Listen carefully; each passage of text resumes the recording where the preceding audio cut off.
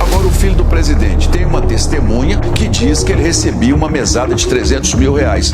Isso são fatos. Veio passando por outros e agora chegou ao ministro Flávio Dino. É uma decisão absurda. Nós vamos ter que começar a pensar em mandato para os ministros do Supremo, porque não pode um ministro parar o trabalho de um parlamento inteiro. Isso não é correto, é minha opinião, uma decisão política sem justificativa. Presidente, sobre essa decisão do ministro Flávio Dino em suspender, portanto, a quebra de sigilo de uma amiga do filho do presidente Lula, há alguns juristas que dizem que essa medida pode recair para o próprio filho do presidente Lula. E a defesa do Lulinha entrou com um recurso solicitando ao Supremo Tribunal Federal que fosse estendida essa decisão para o caso dele. Como é que o senhor analisa isso? O que o senhor pretende fazer a partir de agora? Se o senhor pretende conversar com o ministro Flávio Dino, ir ao Supremo Tribunal Federal ou falar com o próprio presidente do STF em relação a esse caso? Olha, Leandro, essa é mais uma das decisões que alguns ministros do Supremo Tribunal Federal têm tomado de completo desrespeito a esse parlamento. Não é a primeira vez que essa casa é desrespeitada, a Câmara dos Deputados, em decisões monocráticas. Começou com os inquéritos do ministro Alexandre de Moraes, veio passando por outros e agora chegou ao ministro Flávio Dino. É uma decisão absurda, porque a justificativa é quase que uma desculpa para tomar aqui a iniciativa e impedir a investigação, de que nós não teríamos feito um debate profundo e votamos em bloco decisões importantes. Olha aqui, votar em bloco decisões é tradição da CPMI, votar em bloco é tradição do próprio Supremo Tribunal Federal no chamado voto em lista. É uma justificativa que não se sustenta, é um desrespeito ao parlamento e é impressionante. Eu fico observando os presidentes das casas não se moverem, não se movimentarem em defender nossas prerrogativas. É algo que assusta a própria população brasileira. Isso é uma invasão de competências absurda, que se nós não trabalharmos aqui, se nós não tivermos um debate sério, responsável, não haverá mais poderes no Brasil. Nós vamos ter um poder regulador em todas as coisas.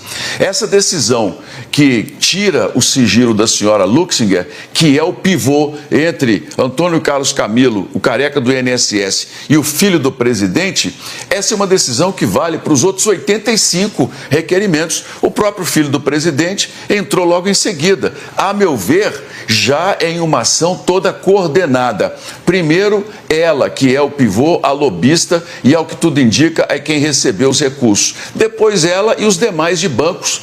Veja bem, nós estamos aqui para investigar o maior rombo da história brasileira.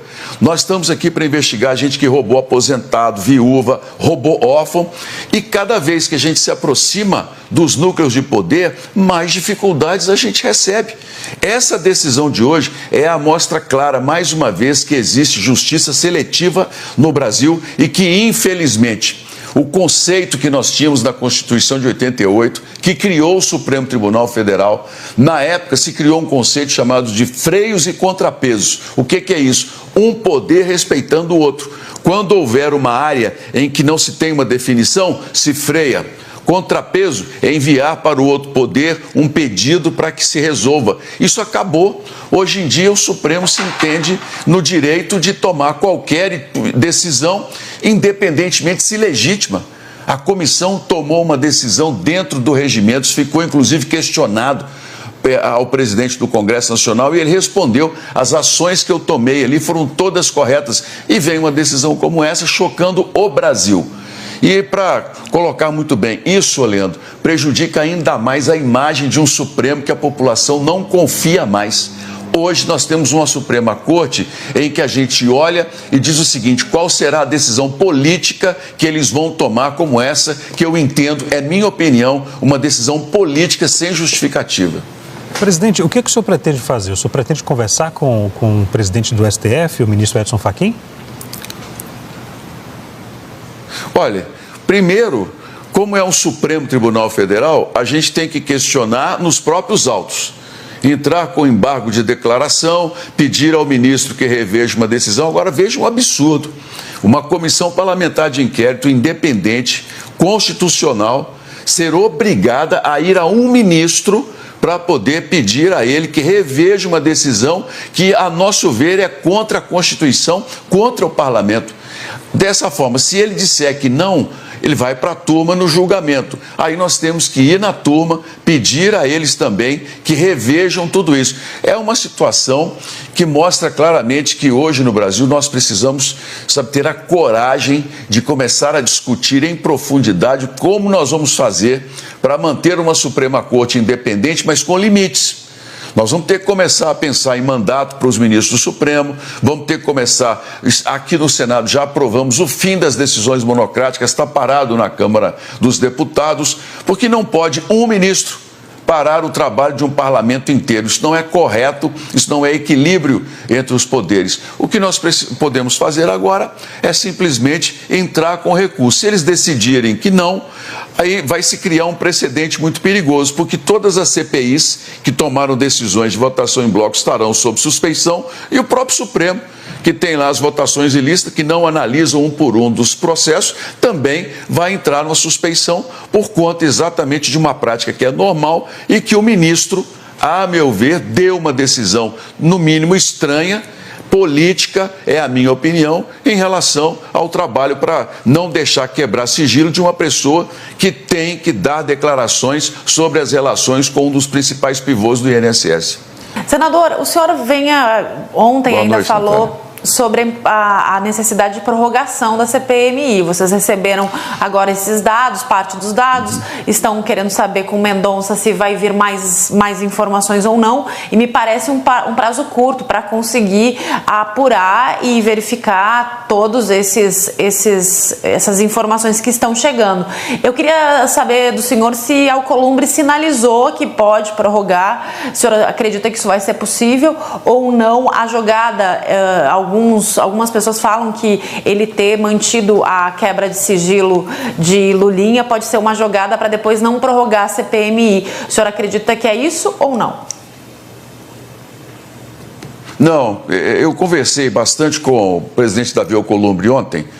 Não há nenhuma relação entre a decisão dele de anunciar a questão da CPMI e essa decisão da prorrogação. O que o presidente fez foi exatamente verificar o regimento. Ele mesmo pratica o que eu fiz na CPMI. O que vale é o painel. No painel você tem a presença. É por lá que você tem que fazer o parâmetro de sim ou não numa votação simbólica. Agora, a questão da prorrogação, por que eu insisto tanto? Com todos esses obstáculos que nós enfrentamos, e nisso, Natália, no ano passado, eu já conversava com os jornalistas, olha, nós vamos entrar na parte mais difícil da CPMI, que é a parte política. É quando nós vamos começar a investigar os políticos, senadores, deputados, gente do judiciário que ajudou esse grupo a se manter roubando na Previdência, porque eles não conseguiriam desviar bilhões de reais se não tivessem aqui pessoas que os ajudaram, parlamentares que tinham os cargos, que tinham acesso aos governos, eles receberam ajuda de um grupo. Eu já dizia, nós vamos enfrentar o momento mais complicado, e é uma grande verdade. As decisões de habeas corpus, em que as pessoas não são obrigadas a comparecer à CPMI, nos atrasou e muito, porque nós temos várias e várias pessoas que receberam milhões de reais roubados dos aposentados brasileiros e que não vieram aqui na CPMI prestar declaração.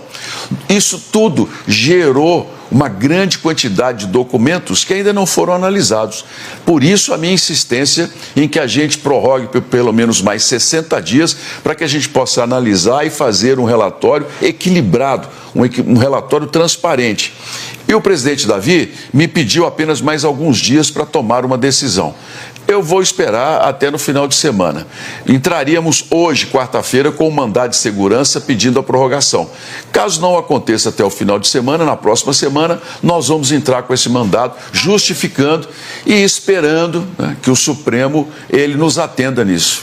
Por favor, Natália, perdão. Deixa eu perguntar para o senhor, porque o senhor falou agora como é difícil combater a corrupção, me disseram, os governistas estão dizendo que Davi Alcolumbre está agindo por vingança porque a PF no início de fevereiro teve um alvo lá no Amapá que é aliado de Alcolumbre e que ele prorrogaria a CPMI do INSS, teria mantido a quebra de sigilo de Lulinha e deve deixar o nome de Messias na gaveta para pressionar o Planalto. O senhor acredita que isso está acontecendo? O Davi Alcolumbre está usando a CPMI como uma forma de pressão para que haja algum recado para a Polícia Federal, senador?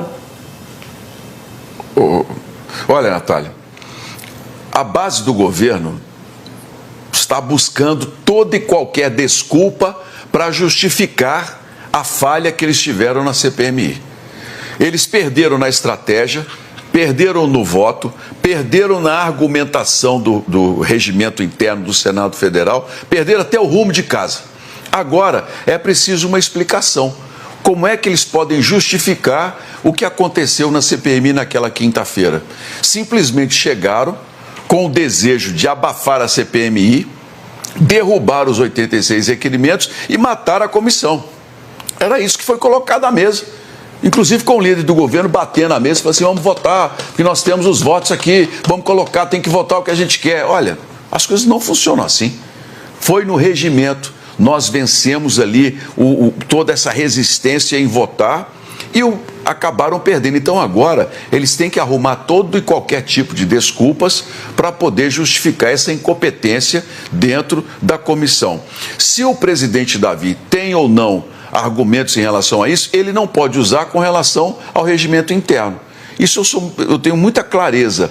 O que ele fez foi perguntar à Secretaria-Geral do Senado como foi a votação. A Secretaria detalhou. Perguntou à Advocacia-Geral do Senado. Tudo foi preenchido conforme que determina? Sim, ele não tinha o que fazer. Ele simplesmente manteve. Se há outras razões em relação ao homicídio, não, isso eu não posso opinar, porque não cabe a mim saber ou manifestar qualquer tipo de situação. O que eu sei é que ele manteve as decisões da comissão porque ela seguiu exatamente o que determina o regimento do Senado. Então, senador, o senhor falou sobre a questão que envolve, né, que não quer o uso político disso, mas a crítica do governo é que sobre Lulinha já está havendo esse uso político e que pessoas, aliados, né, pessoas que são do mesmo grupo político do senhor estão sendo protegidos. Como é que o senhor responde a esse argumento? Inclusive envolvendo a questão só olhar os requerimentos. De igrejas, né, que acabaram aparecendo também nas investigações. A própria senadora Damares admitiu no SBT News isso aqui. Olha, essa é uma pergunta muito interessante. Nós temos 6 igrejas que apareceram em algum momento na investigação. 3 delas tiveram o sigilo quebrado. Uma recebeu uma quantidade grande aqui em Brasília, tem todo o indício de lavagem de dinheiro. O sigilo está lá quebrado. Quem ficou falando discurso, fazendo discurso, me parece que não foi lá conferir, está lá. As outras 3 são denominações que receberam doações de pessoas que estão sendo investigadas, o que não significa que essas igrejas tenham qualquer ligação com lavagem de dinheiro. Infelizmente, isso virou outro discurso dentro da CPMI em que se quer criar uma cortina de fumaça sobre o principal. Eu coloco em votação quem realmente precisa ser investigado. Eu não vou colocar a investigação aqui quem quer simplesmente porque quer atacar. Isso é algo assim que a CPMI tem que ter muita responsabilidade. Se há um fato causador, nós vamos investigar. Quebra primeiro o sigilo da pessoa. Se aquela pessoa no sigilo lá, no chamado relatório de informação financeira, tiver uma renda muito maior do que a declarada ou que não esteja na declaração, essa pessoa tem que ser chamada. Agora, apenas colocar por isso. E como eles não queriam essa votação do filho do presidente, por aí vai, fica toda essa série de acusações, inclusive tentando atacar a presidência. Por que que o filho do presidente Lula e o irmão do presidente estão sendo citados na CPMI? Porque o irmão do presidente é vice-presidente de um sindicato que movimentou mais de 800 milhões de reais. Um sindicato que tem contas no exterior, um sindicato que paga 25 milhões para um parente, 30 milhões por outro, que saca dinheiro na boca de uma fintech. Se o presidente veio para cá, inclusive Esse presidente do sindicato veio para a CPMI com um habeas corpus dado pelo mesmo ministro Dino, para que ele não falasse nada na CPMI. Ele não falou. O vice-presidente pode ser chamado. Agora, ele é irmão do presidente Lula. Lamento, mas tem explicações a dar, porque tem 800 milhões de dinheiro de aposentados que simplesmente sumiram. Agora, o filho do presidente tem uma testemunha que diz que ele recebia uma mesada de 300 mil reais. Isso são fatos. Isso não é simplesmente uma visão sobre... É fato. Agora, ele tem culpa? Não sei. Ele é inocente? Também não sei. Eu preciso das informações. Por isso a insistência em se quebrar o sigilo. É só com isso é que a gente consegue dizer. Mas dentro da CPMI sempre surgem essas questões. Ah, está protegendo isso e aquilo. Eu vou mais uma vez colocar. Por que eu vou trazer aqui a presidente Dilma? Qual é o sentido? Ah, porque a oposição quer que eu traga. Não, deixa a oposição para lá, isso não interessa. Não, nós temos que quebrar o sigilo de uma empresa lá do Pará que fez... Qual é o sentido dessa empresa com a Previdência? Não tem. A gente tem que ter responsabilidade sobre a nossa investigação e a nossa autoridade. É o meu pensamento.